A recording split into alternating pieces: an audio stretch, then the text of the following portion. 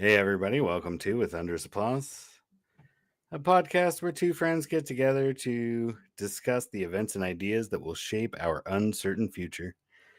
I am your host, Steve, along with my co host, Zach. What is up, comrade? Nothing much, comrade.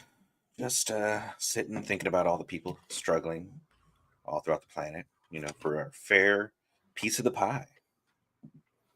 It brings a tear to my eye. A la the Indian who wasn't an Indian from the Don't Litter advertisements of the 70s. I remember those ads, dude. Oh, were they into the 80s then? I don't remember ever seeing them until I saw Wayne's World. No, I don't really have any strong memories. Maybe like there's like a handful of things, obviously, that stick out, like in my early childhood. Yeah. Yes, baby. Thank you. I was gonna leave it open because I'm already fucking hot, and I know I'm gonna be in here an hour and a half. But like, it's probably best to have bake the you. office door shut. At any rate, like, yeah, I have like a piecemeal set, just like kind of impactful events. Yeah. Early childhood, and then I don't really remember until maybe like the 91, 92. I have like several more memories that are much more mundane than like the shit that fucking makes you go, oh my god, this is how the world works, right? Like, Right. those kinds of things that go, you make, oh, that's how the world works, and then 30 years, 35 years later, you're fucking talking to your therapist about it, kind of shit. Yeah, that's how the world works. That's how the world works. Fuck. There was an interesting kind of dialogue in I think it was Bad Faith podcast today. The premiere of the most recent episode came up, and the conversation, the guest got very critical of therapy culture. And I was just kind of mad. I'm like, I like how this motherfucker is telling me what my experience is and telling me like that I'm just being like compelled to continue believing in capitalism because of therapy. And I'm like, no, that's not how it fucking works at all. In fact, much of my discussion with my therapist is about like, how do I exist in a world where no one else gives a shit about my fucking ideas, but my ideas are fucking liberatory. You know what I mean? Like, Yes. and borderline on shit that, like, is gonna have to stay between that kind of unique legal relationship between fucking therapist and client. Like, Yeah. I have all But sorts of thoughts about how to cope with the world as it is, but I'm not gonna fucking say those in the public arena. also, who wants to cope when you can just, constantly bang your head and try to change things? That's right. We But got a yeah, fucking pretty decent show today. we do. I kind of just threw together some shit that I wanted. I'm really glad you touched on that union stuff. I did read a headline about the Actors Guild or something going on strike as Yeah. well. Presumably You that's what ruined that's it. about. Bearing the lead, my friend. Oh, I'm sorry. I'm not intending to do that. I was just being grateful to you for producing the necessary components so we can have a discussion about that, because I saw a headline, but I didn't have the chance to read it. So I don't know. I knew it existed, but don't know any of the details because I've got a couple of things that are really fun. That's going to be fucking great. Yeah. And so do you want to skip military summary? That's It's a really 20 boring. minute. Yes, I would love to skip that. It is great if you're Okay. interested in that sort of Can you stuff. put But it if in the you're show not, notes though? And it's can I already in the just show notes. briefly Yeah. discuss it? Yeah, it's in the show notes. And if you'd So like to start off military with summary channel, you can find them on YouTube. Highly recommend you subscribe to them. I admit it's a bit kind of obsessive that I check in once a day to find out what happened on the battlefield in the Ukraine, trying to understand that conflict from the visceral level in terms of like, this isn't in the arena of politics where it's really just gamesmanship, but in the realm of where like young men are fucking sitting in dirty holes and eating shit out of a can because of the politics that we treat as a game, because it isn't a game for some people. It's real for some people. And anyway, the reason I included what we were going to include today is a 3-minute clip, and he does this normal like fucking battlefield update in the latter half, but I had included a section where he discusses Zelensky as a personality, because in the Western press, Right. he's like treated in a particular way. And he's like, I've been watching him as an actor and as a comedian for several decades.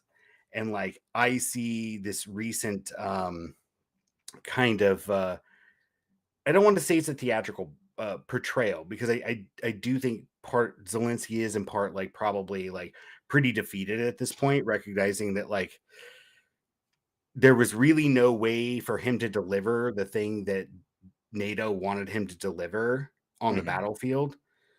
And so they're starting to withdraw their support because they see they're finally, acknowledging it's a losing proposition for them. So he feels like a fucking fool. And anyway, like, so this guy, Military Summary Channel, his name's Dima, I think. He lives in Belarus, and then provides these battlefield updates. Fantastic channel to follow on a daily basis if you're interested in operational and tactical decision making and battlefield maps and like how it actually works in terrain. And if you've listened to our previous podcast where we talked about potentialities for a second American Civil War, and we still have yet to do our own map analysis yet, although that was something we teased probably several months ago now. Hey, we got to American balkanization, though. That's We important. did do American That took balkanization, but like we 20 said something episodes. it did. We kept teasing it for like months.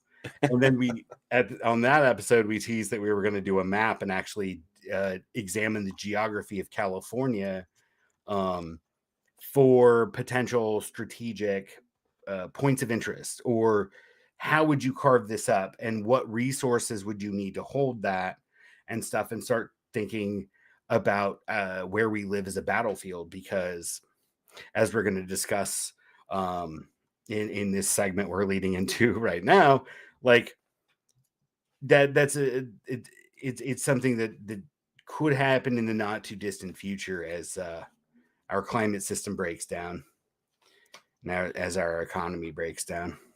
Now, of course, we can talk about Raytheon. Right. So part of funding the Ukraine war and leading into this, I guess you could say kind of anachronistic. I don't know. What's your opinion, man? Like, to me, it feels like what we're gearing up to is like, how to make America great again. Let's go back to when everything was rad in the 50s, in the 40s. Right. When America was awesome because we won World War II, right? Like the mythology of it. Let's go back to when Like, Stinger we're going missiles were back relevant. to that, right? Yeah, and yeah. In some ways, and I was thinking this earlier today when watching a number of things about the Ukraine conflict, including that video from Military Summary Channel, is that like, I watched a documentary over the weekend, hour and a half documentary by Patrick Lancaster, who's an embedded journalist on the Russian front, or at least he was. I mean, he's still there because I saw a video that was or a live stream like a week ago. But this documentary was stuff that he took like 9 months or a year ago or whatever. And it was him in the frontline trenches with Russian soldiers. So anyway, I was just thinking like, it's not Make America Great World War II. It's Ukraine and NATO applying that kind of Cold War, post-Cold War kind of military thinking, and Russia recognizing that we're already on the downward slope of the fucking limits to growth bell curve. And they've gone all the way back to fucking trench warfare. Because how do you actually hold territory when you don't have access to fucking massive amounts of industrial infrastructure in terms of energy, human expertise, and machinery in terms of the ability to manufacture, right? And we're kind of seeing that now, and that's what this next article was going to show, is that like we're kind of there's this bottleneck in the West that Russia seems to have already kind of accepted and is going into traditional kind of fortified position warfare like you'd see in medieval times, or especially World Mhm. War One is probably the pinnacle with trench warfare. But having these heavily fortified positions that you could defend to maintain whatever your political entity was you were maintaining, whatever economic system and relationships you were trying to maintain. Yeah. So this first article, sorry. Well, no. I was gonna say it's another sort of like lopsided war, but Yeah. except this time both sides have a whole lot of technology. I think that if you're right and Ukraine stops getting support at any point in the near future, it's going to be disastrous for them. Because like right now, they don't have as many troops, they don't have as much anything, and so they're just riding on high tech shit. Right. And very little organization as well, right? Yeah. And my point wasn't to say Russia is not equipped with modern weaponry, but I'm just saying in terms of like, it's not an offensive ideology like the ideology of NATO in the West, right? Yeah. It is a very defensive, like, this is our absolute strategic interest. We need the naval base in fucking Crimea, and we need to be able to hold enough of Ukraine. This river is perfect as a dividing line, right? And we need to be able to hold this terrain so that we can interact with this geostrategically like critical location with a naval base on the peninsula, on the Crimean Peninsula, right? Yeah, well, and I was just thinking, I saw another article about how they were deploying T-55 tanks, which are like super fucking old. And I was looking up what the range on the main cannon was. Be interested to know that. 300 meters? No, no, that's how much of a nuclear blast they could survive. I Oh hope yeah, I'm everybody back else. home, by the way, if you couldn't tell. I could tell. I could. I hope everybody else could tell too. The quality in your camera is a lot better. Good. I was talking about where we're Uh, moving the office and talking about what if I put it here, and if I needed, I can put some like egg crate foam behind me, and mm, like I could also like across here put a mounting bar and actually have like a couple lights and a camera. yeah. Well, and then And you don't have to have that fake background if you make enough of a background. I've definitely seen some people do some pretty nice stuff, but it looks like their maximum range is about 2 kilometers. But that's pretty badass. it Like is you put them on the high ground. So perfect. like, so I Oh saw yeah, it's something an where it was RPG. like, Oh, a Stinger. no, that's the T-55 medium battle tank. Oh, okay. Yeah, yeah. I just basically saw something about how Russia's moving them, and like a lot of people are like, oh, they're so old, and it's like, yeah, but properly used, if it has a long range, it can be very effective. And it's my understanding that Ukraine doesn't have much of an air force going on right now, and that's why they need all these Stinger missiles, is they're very reliant upon ground to air missiles. Yeah, and wars are ultimately won by like infantry, right? Yeah, Um, but I mean, never underestimate the incredible power of something in the air raining down sure, death. Yeah. but I'm just saying, like, our primary unit of battle, the infantry unit, Hmm. both in Ukraine and in the United or in Russia and in the United States and elsewhere, like our main rifle platforms are all like 50 years old Yeah. or older.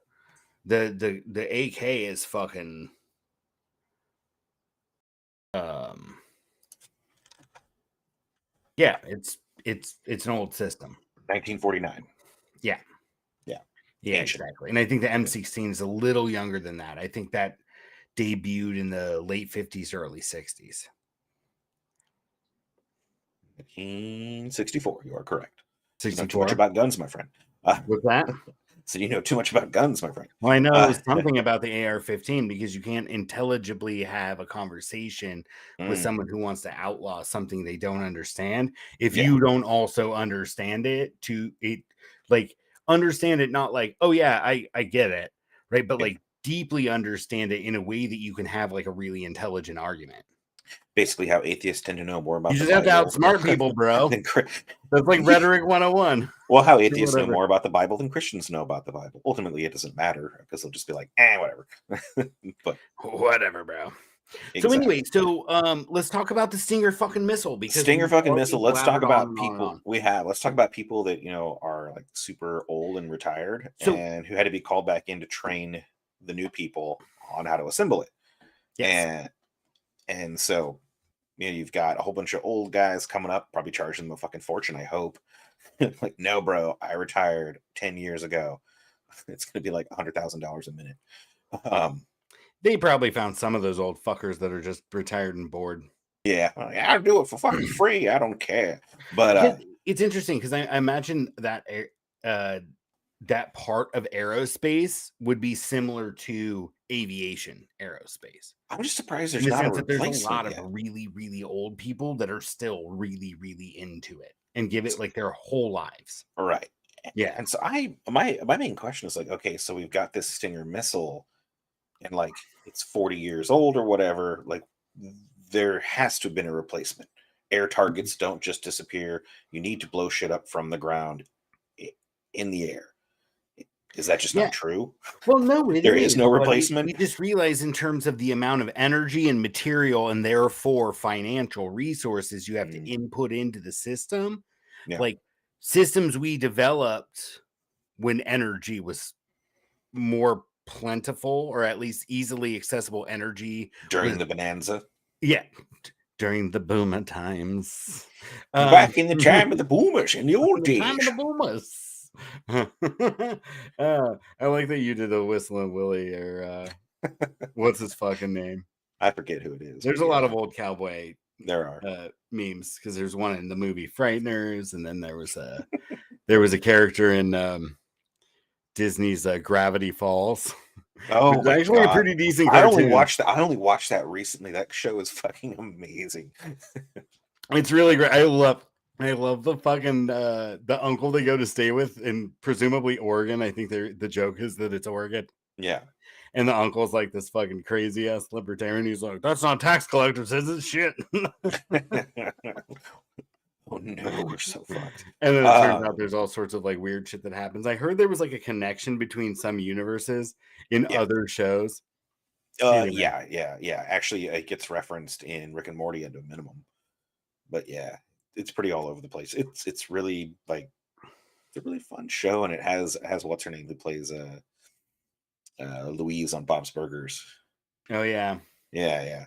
I don't know that person. I didn't really like Bob's Burgers, but that's besides the point. You Gravity sir Falls is can something that run. kids have watched, and they watch Bob's Burgers, but they've watched it with their mom. Yeah. They've watched Gravity Falls here, and I got into it. I'm like, this fucking show's pretty good. That's pretty great. Anyway, so yeah, they Anyway, had to bring a whole bunch of people. They were like, "Oh, why don't you just modernize it and like 3D print it?" And it's like, no, we'd have to like retest it and everything. no, bro, we'd have to retest it, man. Yeah, Oh no, man, we don't not want to do just that. retest it, like completely engineer it. Yeah, well, that's what he's Like saying. the You'd way have to it's made, they're like, redesign. we have no idea how to 3D print it. We'd have to Yeah, like literally design it to be made on a 3D printer. yeah. So we'd have to start all over again, which is what they should do. But I mean, whatever. I'm sure one guy But could do that in again, like a few weeks. these technologies proved to be effective at what the weapons needed to do, which was destroy the capacity for your enemy to wage war. Right?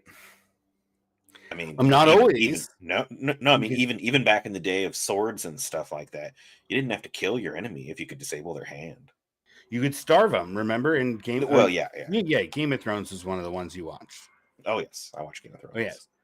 So when I was fucking remember the only thing that Daenerys all Americans can destroys agree upon. just, I mean, she kills a bunch of troops too, but she primarily attacks the fucking convoy, leaving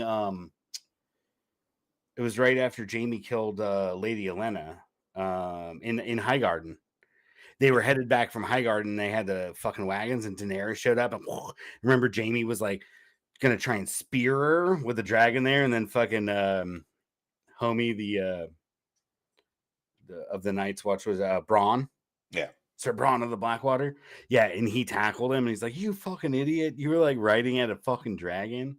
He's like, "I thought I could kill her," and he's like, "She just literally took her dragon and like destroyed like all of our wheat, all of like our yeah, gold, all the gold we just stole, all of this shit. She just fucking wiped it out." And that's how you waged war, right? yeah. Because right at that point, the why are we talking about fucking Game of Thrones? Because it had the worst ending ever. Cersei's fucking army left. Cersei's or melted away, basically. Cersei's a mercenary army because they lost all their gold. Anyway, yes, old people came back to build stingers because they're trying to ramp production. And that tells you something, because production is not going to be ramped for several years. And war planners, Good point. Yeah. They've already made a decision on what we're gonna do and who we're gonna do it against. They've already made that decision 2 years in advance. That's why they're fucking bringing these engineers back, not to do the work. They're too old to, but they're like, oh, we've had so many of these sitting in fucking warehouses, and now we've given all of our old stock away, and we need to build new stock. You need to train new people to build these. Wait a minute. Wasn't I saying several months ago, perhaps over a year, that this was going to be a boon for the industries that make weapons of war? Oh. It's almost like this shit's totally predictable. Oh, well. I knew they were going to fucking restock, even though it didn't make sense. Of course they were. And I also think the United States military isn't just rebuilding their stocks. Yeah. I think that we're going to get into climate change next. No, we're going to do something fucking ridiculous first. Do something fun first. Then we'll get into let's do that. But then we're going to talk about climate change. And I think that fits into this kind of broader pattern of kind of like the nation state. I think I mentioned how like Russia's like looking at more of like defense using modern weapons, but defense in a more kind of like absolute geostrategic context. Yeah. Versus this kind of amorphous bullshit that was only became a thing because of fossil fuels. Like these are the war. This is the what the NATO and the US is putting on Ukraine, saying wage the war this way. Here are some weapons, and they're like, yeah, we got all the superior technology, and Russia's like, yeah, but like your superior technology, like it hurts us, but we also have like the superior fucking strategy, which is to draw a fucking line that you can't cut through. Yeah. Right. And this whole fucking counteroffensive, Russia's already starting to fight fucking back. And I think they just took strategic land. They like captured like a fucking junction between some roads. And that was in a surprise counterattack because Ukraine has been fucking trying to push through, and really just the last 2 days really started throwing a lot at it. And it's been going on for like a month and a half. Right. It's not going anywhere because they haven't even hit the first line of defense. We talked about the defensive lines, right? They still have yet to hit the first fucking trench line, dude. Yeah. They don't have the numbers, unfortunately. They don't, or the equipment. But either way, they lost the equipment because they're giving them equipment they're not trained on. And that is, again, it's better to have 100,000 people trained on 50-year-old equipment than have 10,000 people trained on 10-year equipment. Right? Yep. You know, it's the name of the game. Well, and we don't yet have super soldiers. Like technology can only shift the balance of win to loss ratio so much and still be acceptable. Right, and you can't lose 10-1 and still be okay. And that's why nukes are so scary, because then you get into that territory where like, well, there's a quick fix to this like other problem we're having materially, right? Like we can't get enough armored vehicles into this place. We can't provide enough strategic air support to these different regions. Like, and these things are going on. And like the easiest fucking thing is to just go to a nuke, because a lot of it's morale. Like, honestly, the tactical battlefield nuke, I'm pretty convinced, is probably more about morale than and geopolitics, right? That's what the two dropped in Japan were all about. It was just, hey, we have this whole new technology that you don't. Be in awe of us. Be concerned that we might just fucking do it again. Right. Yeah. That's what it's all about. 100%. You know what else goes boom, though? I don't know. You tell me. How do you like it? I made the format for the shorts. I love it. Shorts on the left. So I found this short. I just thought I'd include it because we were talking about warfare and culture and shit. So someone had the right idea. They said run. Lighting fireworks. Oh shit! It blew up, bro. Look at that lady ran and grabbed her baby. The lady in red. Oh, it's better. Oh shit! One hit the car.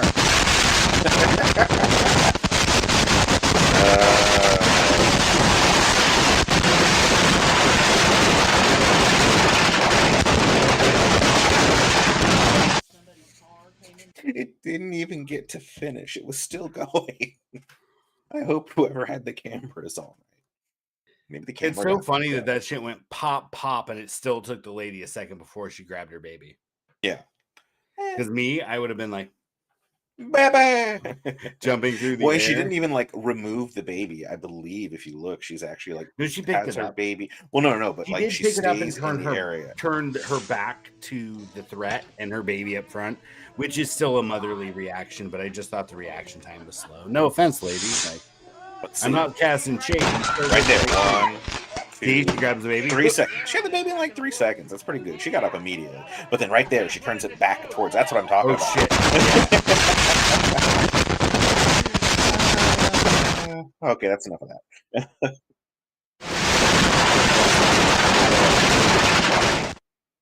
That's awesome.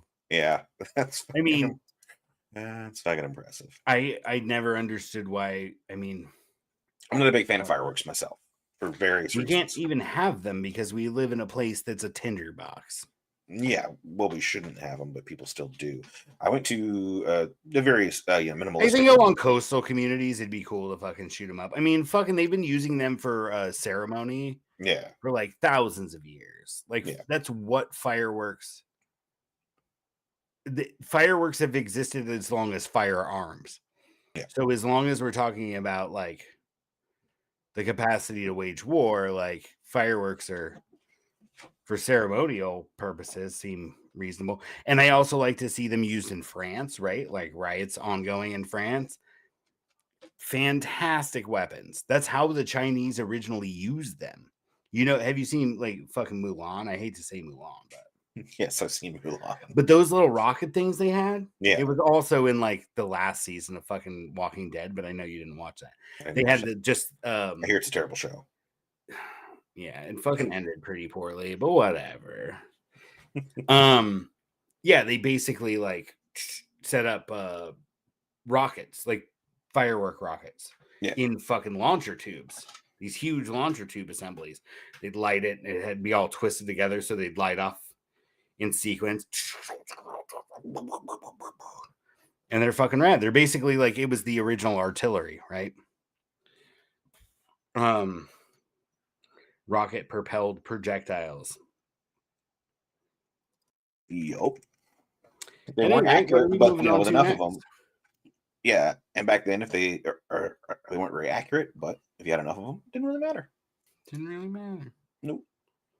Former President Obama has emerged once again to lecture us all on our failings and to bemoan the state of the world, a state that he himself co-authored as president for 8 years, of course. Here he is in an interview with his... Here he is. This is Breaking Points. Okay. I used theirs because I didn't bother looking up the original clip of Obama. Oh, yeah. I thought about looking for it, but didn't care. We probably should have because I don't think we include any of their commentary. Yeah. I watched them. They covered this. I thought it was interesting. I thought I had something to say that they didn't. Mm. You know, I mean, they cover some of what I wanted to say, but not enough to justify listening to it a bunch. Mm-hmm. Carry on. Minaj explaining the advice that he would give to his daughter Malia on the despair she feels about climate change. Malia comes to me. She says, you know what? She's 24. All our friends, sometimes we talk about climate change and we just feel like there is no way we're going to be able to solve this. We're looking at the science. It feels as if we're on a trajectory. Okay, yeah, what's up? Because the kids are all right. Even the kids of fucking president, corporate politicians. Yeah. The kids are all right. She's like, yeah. I mean, the entire elitism is embodied in the sometimes we talk about this. Mm-hmm. Like, that's the elitism. But generally, even fucking Gen Z is like, even the richest of Gen Z is like, fuck. Anyway. Yeah. I'm gonna have to live through this bullshit. We're gonna sail past this 2 degrees centigrade Right. benchmark where after that, potentially things are getting cataclysmic. Pause. And so Interesting that he says we're going to sail past this 2 degree. Because the whole time he was in office, when he signed the Paris Climate Accord, the objective was 1.5. Right. So in that statement alone, he's already admitted I that he failed. understands the science. Yeah. That he's not saying, oh, this 1.5 thing that I said when I was still, a political figure. But he's like, oh, we're going to sail past 2 degrees because this current science says, yeah, 1.5 is impossible and 2 degrees is still a fantasy. Anyway. Exactly. I'll be honest with you, Dad, a lot of my friends, they just feel as if, what's the point? Because the world's burning and there's nothing I can do. And I said to her, well, she asked me, what should I say to them? Right. And what I said to her is, look, we may not be able to cap. Even does it to his daughters. Look. Well, and also, like, what should I say to my friends? I mean, I guess that's a daughter, a young woman asking her father for advice. Yeah. But at the same time, like, I think they know just as every other fucking human that truly understands it knows. Mm-hmm. We know what we need to do. Yeah. And we know the gravity of it. We don't need hope. And again, this motherfucker still, it just dawned on me right in this very second, probably because I'm on my, like, I don't know, 6th or 7th beer right now. Jeez, I'm behind. What's that? Jeez, I'm behind. No, tell you about it offline. I went on a date night. It was nice. No. We went for dinner and had a drink, and then our waitress was not smart enough to, like, sell us a second drink before she closed the tab. Oh. So we went over to the Dutchman, the Lost Dutchman. Yeah, nice. Which is a cool bar, and that was actually where we had our first date. And this is really kind of like our first real trip out, just the two of us. Kids that haven't been around since before COVID. Whoa. And yeah, well, let's talk offline because there's some other shit going on. I think that's positive, generally speaking. At any rate, so Obama's like, oh, yeah, just tell your friends what? Tell your friends, there's no way to stop 2 degrees C, but play. Temperature rise to 2 degrees centigrade. I mean, bear in mind, he's also a hopium farmer. So, he's got to sell that hope. He's selling the hopium. But here's the thing. If we work really hard, mustache. We may be able to cap it at 2.5. 2.5 instead of 3. Mm-hmm. Or 3 instead of 3.5. 3 or cents. That extra centigrade. That extra Or centigrade. 3 instead of 3.5. Pause right there. That Like you did. That needs to be a fucking like title of a paper or something. Not just the title of this episode, but the title of something important. 3.5 is better than 3. And other hopium, Obama's still peddling. That should have been the name of the fucking episode. extra centigrade, that might mean the difference between whether Bangladesh is underwater. Right. It might make the difference. Bangladesh is going to be underwater under the 1.52 scenario. Mm-hmm. Mm-hmm. Given enough time, right? It has to play itself out. Yeah. The faster this happens, the less likely we survive. Of course. We could have 4 degrees baked into the cake. If it took 1,000 years for that to play itself out, we'd be in a lot better shape than what we're dealing with, which I think we have a short on Vermont flooding, right? We do, yeah. Okay. It's not a short, but it's a shorter video, yeah. Obama. Yeah. As to whether, 100 million people have to migrate, Right. or only a few. Right. Or only a few. Changes That matters. Yeah, I see. What I do. I should have let this guy talk. It's almost over.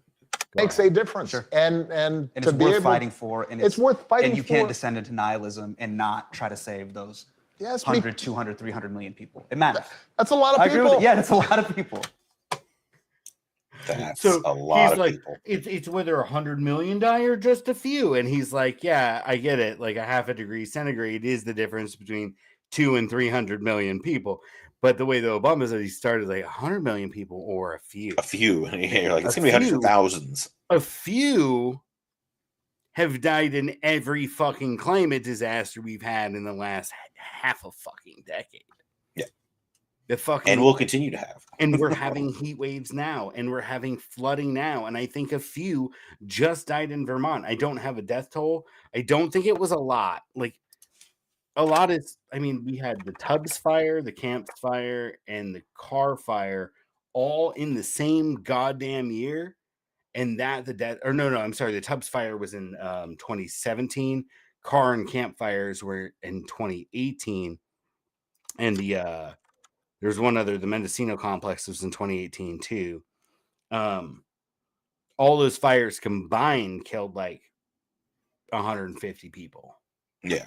200 people, something like that. I think it was like closer to 150, but either way, it's whether 100 million die or a few. Like a few were dying, more than a few were dying like every goddamn few months because of this shit.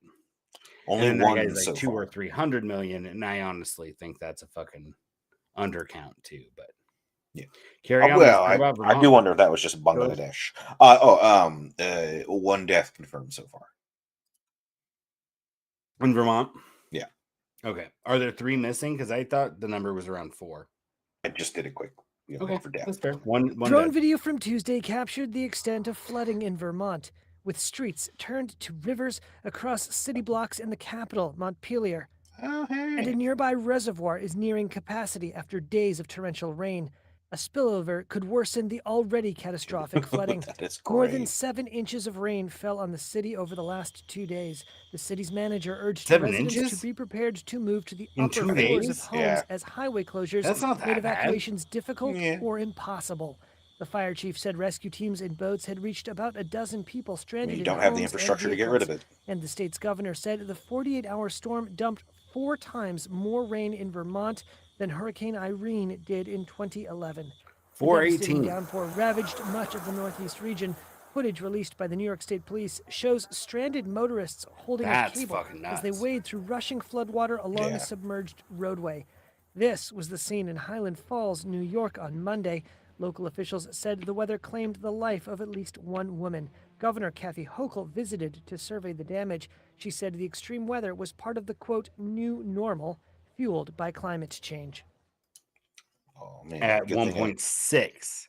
He's like, oh, yeah, so I told Malia, like, 2 is not as bad as 2.5. Yeah. It's like, Ray, but look at how fucking shitty 1.6 is, and look at how hard we'd have to work for 2.5. Her question was, is it even worth it? Should we And all so just have a giant nihilism party? I want to tell you, Into the world of orgies. I voted for Obama in 2008. Mm-hmm. I think a lot of us did. Mhm. I did not in 2012. And do you know why I voted for him and why I didn't vote for him later? Because he promised a lot of stuff you liked, and then he failed on the promise. Well, he failed on a lot of things. But the things that I was most impressed about with Obama as a candidate was Iraq was a mistake. We should have spent our energy in Afghanistan. Mm-hmm. And me believing that was just kind of naive. Yeah. Especially like by the time fucking Obama got killed, or Osama bin Laden got killed, not Obama, obviously. I was kind of over that whole fucking, I had figured that narrative out, but it made sense to me at the time that it was like, yeah, Iraq was fucking dumb. The whole thing is we went after fucking Osama bin Laden and hadn't got him, but like somehow got fucking involved over here, right? And totally forgot about him. Oh yeah, And the real criminal. the other reason is because he had this line in his stump speech that was like, and now is the time that the oceans, cease to rise and the planet begins to heal, right? Mm. And then in 2012, and I had not really paid much attention in the interim years, but when the election came back around in 2012, I remember seeing a campaign stop where he was standing in Cushing, Oklahoma, in a steel yard, like a retailer or whatever, a warehouse space, with fucking oil pipeline segments stacked up behind him. And he was bragging about all the union jobs and how under his administration they had expanded the mileage of pipelines and had begun had transformed America into an energy exporting powerhouse. Meaning under his administration, they had shifted from importing energy to exporting energy, Right. doing it by building terminals and pipelines and all this shit. So he accelerated climate change. Mm-hmm. And that's why I didn't vote for him in 2012. Anyway, is this what do we got next lined up? Oh, our next lineup is a message brought to you by the Joker. The end game is to allow things to drag on until union members start losing their apartments and losing their houses. It's a cruel but necessary evil. Gonna be copyrighted? Probably not. He didn't actually say that. That was somebody else doing it. Oh, great. That's actually a statement from a studio executive about the writer's strike. They're just trying to fucking drag it out until they break. Trying to drag it out, and then their hope is that when the holidays come along and they lose their houses, they lose their apartments, that they'll be willing to come back to the table and accept smaller concessions, which is why the next thing happened. And I got to start off with just this little 8-second clip that I thought had a good parallel to some other things that I was thinking about.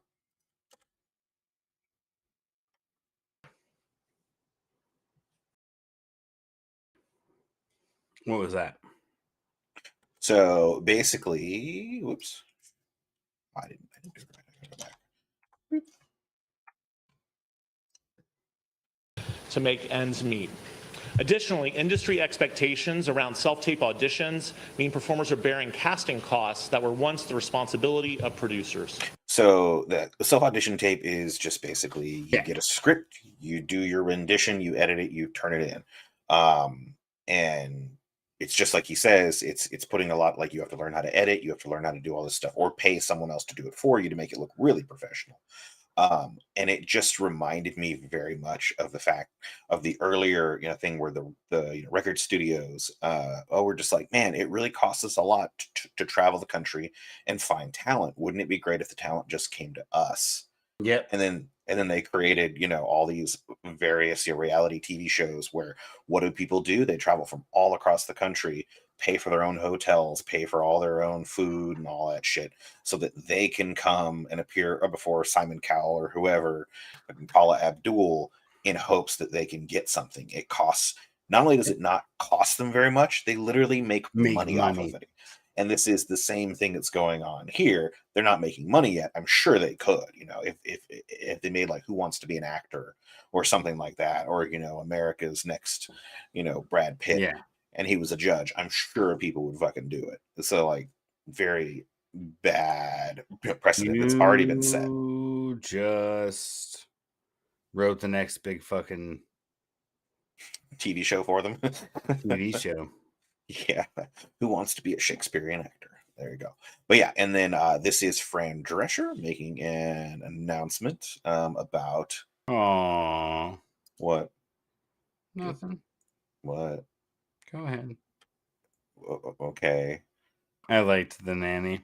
Oh, okay. The Nanny. The Nanny was something when I was in my formative years, if you know what I'm saying. I do know what you're saying, unfortunately. Thankfully, I'm not visualizing. God damn it. It's really important that this negotiation be covered because the eyes of the world, and particularly the eyes of labor, are upon us.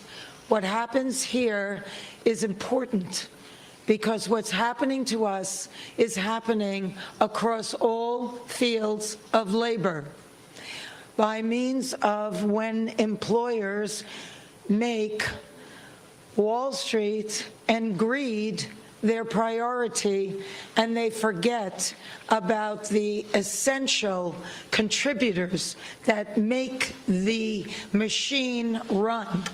Yeah, I was just pretty happy that she gave it. Comrade I was happy. Nanny. I was happy. I was really happy that she gave the shout out to everyone else. She was not just like, "Hey, this is all about us," but more along the lines of like, "Hey, we can use our fame to bring this to light." And honestly, like, how do you build a labor movement? Like, I've seen a bunch of fucking ideological fucking college graduates talking about we need to rebuild the labor unit. That's how we're gonna fucking take on power, blah, blah, blah, blah, right? And none of them fucking get it because they've never worked a goddamn day in their lives. And here's this person that's like, you know how it works? What works is if we all fucking march, we get what we want.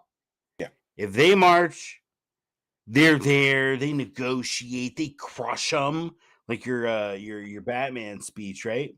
Like, all we have to do is wait them out, because eventually the social support network that they spent years and years and years and years building so that they can get the socialist pizza, so they can get that popular band to show up on the picket line, play an acoustic set, and put it on social media to raise awareness and money. Oh yeah, Right? yeah. I mean, Without it is a war for solidarity, minds. it doesn't work. But really, where the solidarity lines is not on the picket line, it at that particular moment in space time, right? Mhm. What happens is when other fucking unions and other laborers are like, they're fucking them, they fuck us too. They have a Mhm. particular grievance right now. We have our own particular grievances, and the only way that we fucking pull a Jesus and start fucking flipping tables and shit and beating the angry Jew. Everybody be the angry Jew. Nanny, Comrade Nanny. Comrade, Angry Jew Nanny, flipping tables. The other guy, his name's Duncan Crabtree Ireland. He's the main negotiator. Okay. He went on. I cut him off because he was just kind of like reiterating why the writers were going on. But he talks about AI, and it's like that absolutely is already affecting acting. Like you already have, dead people being brought back and words being put in their mouths. You already have the de-aging of everyone you could fucking think of, and I'm sure they'll have the aging, of people soon enough. I mean, they already have it on like TikTok filters. They're not horribly accurate yet, but they're getting to the point They're where it can working be on it. used That's why it exists almost on real TikTok. time. Yeah, it's almost real time, for fucking everyone. And so I mean, people are just handing them test data. Comrade Nanny. Comrade That would have been a Nanny, good title too. We need to sit and have like a 30-minute or 45-minute prior production meeting. Yeah. I mean, it'd be helpful if we could watch through everything, get some ideas ahead of time. I mean, it basically I think doubles it'd the be a time. great idea, but I like the way we do it. It works. Yeah, it would basically double the time we had to put into it inside. Right. And I already watched it. Doesn't seem like that cool of an idea. No, it doesn't. Not when you put it in the more work.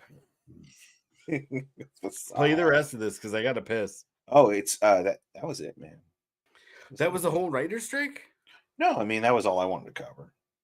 Yeah, I think that's fucking great. I think it's called a general strike, bro. And that's what we need. We need a fucking general strike. Yeah, but and I definitely fucking committed to labor, man. Sorry, go ahead. I was gonna say it definitely seems like that's what she's kind of aiming for. Is she's just like, hey, there's no reason why we can't all do this, and it's going to come for you no matter where you are.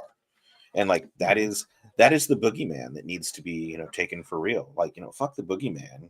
Like massive corporations with the power to just crush your rights. That's the new boogeyman.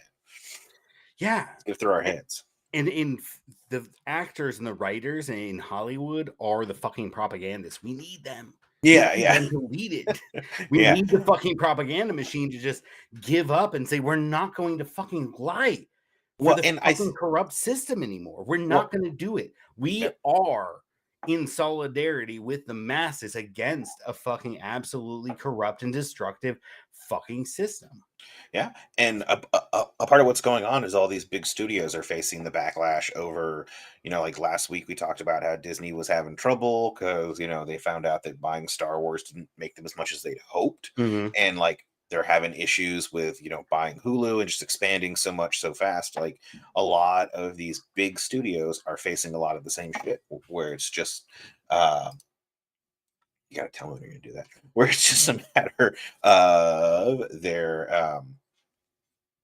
it's just a matter of their owners, their stock owners are demanding the same money as last year plus some, and they're like, well, our movie theater sales are down because everyone's just waiting for it to come to streaming, but we can't just cancel the streaming because then we won't have any income from that either, and it's probably just going to drive people towards another streaming service. So it's almost like every studio or every group of studios has to have this like loss leading streaming service, and like the one or two companies that are only streaming, Netflix, are like kind of the canary in the coal mine, where they were facing issues a while ago and they didn't have other businesses to fall back on like Disney does. Disney's just my example because they're fucking huge. They have the parks, they have all the shit products, the little mouse ears and plastic goofy toys and shit like that. Like they have all this, so they can survive some of it. But Netflix and Hulu, they were the canaries in the coal mine, and now all these companies are kind of fucked, and so they're just looking for ways to save money. And they're like, well, we can AI our way out of almost anything, and this is the people that they're going to be replacing fighting back. I think that's a really great synopsis of the situation. And it reminded me, I was driving back from Coeur d'Alene yesterday. We pulled it straight through. They're like, are you sure you want to go straight through? I was like, how far is it? I was like, 12 and a half hours with stops. I was like, that's not much. Oh, no, dude, me and like a friend and then a roommate who used to be a friend, but at that point was kind of, we were on the outs. And then some random ass fucking dude we met drove from New Orleans to San Jose in a single fucking go. And it was like, no, to Santa Cruz and then to San Jose and then to Chico. And it was you and me from San Jose to Chico. So San Jose was kind of like the last stop, where it was just back to the two of us who had started the adventure together 3.5 months earlier. I'm a fucking crazy driver, man. I will drive like we had 14 hours by myself. Yeah. We rotated. We're like, all right, you do 2 hours driving, 2 hours as a co-pilot, and then you get 2 hours in the right seat, 2 hours in the left seat. Yeah. So what it wound up being is 4 hours of rest, 4 hours of paying attention. 2, paying good attention as the driver. And 2, as the person that changes the music, the person who like looks for the fucking Whataburger so we can eat. I got gritzel in those damn Whataburgers like twice in a row, and I was like, that's it, I'm fucking done with Whataburger. It was like I got a bone shaving in one of them. Like, you know what? No, it happens, man, with cheap fucking beef. But at any rate, the point was just saying that we drove straight through 36. I was like, I'm pretty sure I can do 12. Yeah, I'm pretty sure I've done close to 12 solo. I've driven for like 10 hours straight fucking by myself. Yeah, from here to Maine, we were doing 14-hour days, and I was driving like all but maybe the last 2 hours. So I mean, I'm not young, I'm 40, and I pulled 14-hour drives. So I mean, if I can do it, anybody else should be able to do it. It's fucking man, crazy tired I was though when we got back. Yeah, man. I think that strikes are positive in the context of the climate stuff we've talked about. Like, they're not enough. I think they're important. I think that any kind of fighting back we do now helps establish exercises those ideas for as like the material fucking conditions squeeze harder and harder. People have an ideological foundation for something more beautiful to be born out of the fucking capitalist hellscape, versus what like some people envision now, which is like the acceleration and the kind of like singularity of the technological system, where the world ends in a fucking gigantic orgasm and then heat death, right? Like just the climax, right? The climax and then nothing, versus like gearing ourselves towards adapting and surviving. It was really great to see Comrade and Annie. I admit it brings up a lot of memories. I don't want to say. I mean, I already said, alluded to twice. I think people get the point. I had a thing for the nanny right around the time. And I don't know why, because her whole thing was she was supposed to be annoying, but I had the hots for fucking Comrade Nanny. And I couldn't remember a fucking episode. But it was That single one of basically them. like Who's the Boss? Right? So Who's the Boss? There you go. The nanny. Comrade Nanny. Comrade Nanny. I like the fucking that should be our fucking thumbnail, bro. I can't Just, like, imagine. Photoshop Can't that imagine to be like Comrade why. Nanny. And then instead of the complete series, it says like fucking Workers Strike Back or something like that. That would be a fucking meme, dude. People would share that shit. And it All right. shall be done. All right, I'm on it. Well, we're about an hour, man. I thought that was cool, man. Like, shit is fucking crazy, but at the same time, you know, just write it out, man. Yeah. Just keep writing it out, man. I wanted to do a piece called something like, happiness in the fall of the empire or something like that. That would be great. Like just kind of like a monologue or video essay. Something like that. I mean, I was trying to do research on it, and it's really hard to find. Like, I found a little bit about like, hey, when Rome fell, there were a lot of people that were kind of relieved because they were paying a whole lot of taxes and not getting anything. It's like, yeah, it sounds familiar. It sounds oddly familiar. Yeah, I had great conversations. Actually, I started to tell that story, didn't I? With the guy I wrote down with. I said I was writing down here. Okay. Yeah. And the way I explained it, like we were talking about these kind of just like the general tension in the atmosphere, right? And this is a guy who was showing pictures of his garage that has it's not a garage, it's like a fucking warehouse. He's got 8 classic cars that he owns that he for the most part repaired. Like he farmed some. He's like I don't really do like complicated body work, so I paid other people to do it, right? But for the most part, like the engines and a lot of the like structural and interior stuff he did himself, like dials, gauges, dashboard components and stuff like that. Upholstery he'd farm out, and body he'd farm out, but otherwise he'd do basically everything, right? Yeah. And he's got a fucking 8 or 10 of them, and he's like, oh, check out my garage with all my cars. And then in the back there's a big fucking Trump flag. I'm like, of course there is, right? Yeah. We had this long conversation about like how he, as a classic car enthusiast, like has so much trouble. Like some of his cars that are like newer than 75, like in the early 80s or whatever, he has to smog. But those cars require a piece of equipment to smog them that's no longer made. And so it gets harder and harder to find someone that has a functioning machine that can smog his car. Oh, that's interesting because below a certain, or like older than I think the 75. 70s. Yeah. Okay. Yeah. So he has like 82s that still need to be fucking smogged. Gotcha. And he said, I looked and it's like, and talked to people. It's like, well, it's like 50 years old. Or 40 years old or whatever. Can we not smog it? No, it's not that old. So it's not exempt. Yeah. Right. Yeah. And then he's like, but I drive it like 400 miles a year. You know what he should do? Like if I take it anywhere long distance, I put it on a trailer.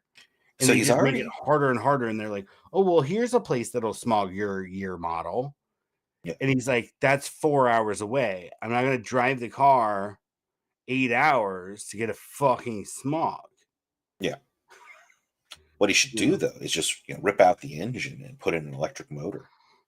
I mean, he already pretty much like rebuilt it from the ground up. It's part of it is like, why not? Part of it is honoring the history of the and skill of the engineers that made those machines. And so I agree with you. Yeah. That like, but I also think that it would not be unreasonable to allow like a fucking 1,000-mile-a-year exemption.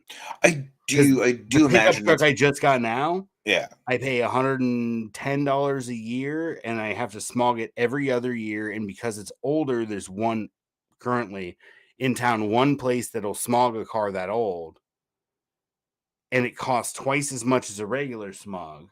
Yeah. Right? So it's like whatever, $150 or whatever. Yeah.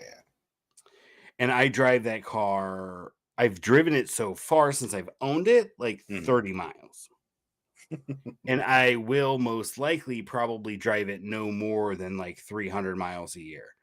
Do I really need to smog that?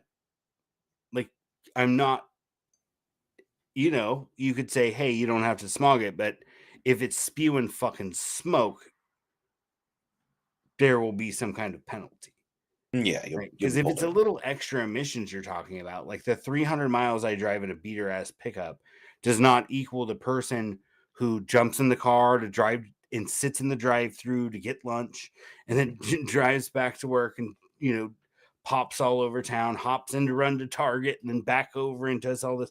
Like, they're creating more emissions annually, many more times than this person who's driving a couple hundred miles in a non-smogged car.